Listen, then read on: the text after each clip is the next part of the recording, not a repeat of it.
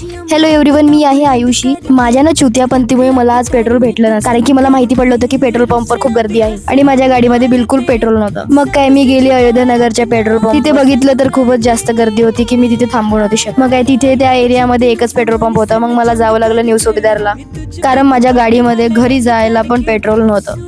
मी रात्रीला विचार केला की मी सकाळी ट्युशनला जाताना भरून घेणार, पण मला वेळ झाला असल्यामुळे मी विचार केला की ट्युशन वरून आल्यानंतर भरून. आणि मग ट्युशन मध्ये माहिती पडलं की पेट्रोल पंप बंद राहणार आहे. मग काय मी न्यू सुभेदारच्या पेट्रोल पंपला गेले आणि मग मला तिथे अर्धा तास वेट करावा लागला, कारण की खूप जास्त गर्दी होती. मग काय मी अर्धा तास वेट केल्यानंतर फायनली माझा नंबर आला आणि मी पेट्रोल भरलं आणि निघाली तिथून. त्या पहिले मी तिथे विचारलं रस बंद राहणार आहे का, तर त्या काकू बोलले की असं काही नाही आहे, असंच लोक अफवा फैलवत आहे. काही समजतच नाही नागपूरमध्ये काय चाललं आहे. कुठे कोणी काही बोलतं, कुठे कोणी काही बोलतं. मला हेच म्हणायचं आहे की असं कोणी काही अफवा फैलवू नका. पण एक बरं झालं की मला पेट्रोल भेटलं, कारण की मी खरंच घरी पोहोचू शकली नसती. मला धक्का देत गाडी न्यावं लागली असती. माझं तर झालं पेट्रोल भरून, मी तर घरी जायला निघाली. बाय. यासोबतच आजचा मिनी ब्लॉग माझा इथेच संपतो आहे. लाईक, फॉलो आणि कमेंट करायला नको विसराल. बाय.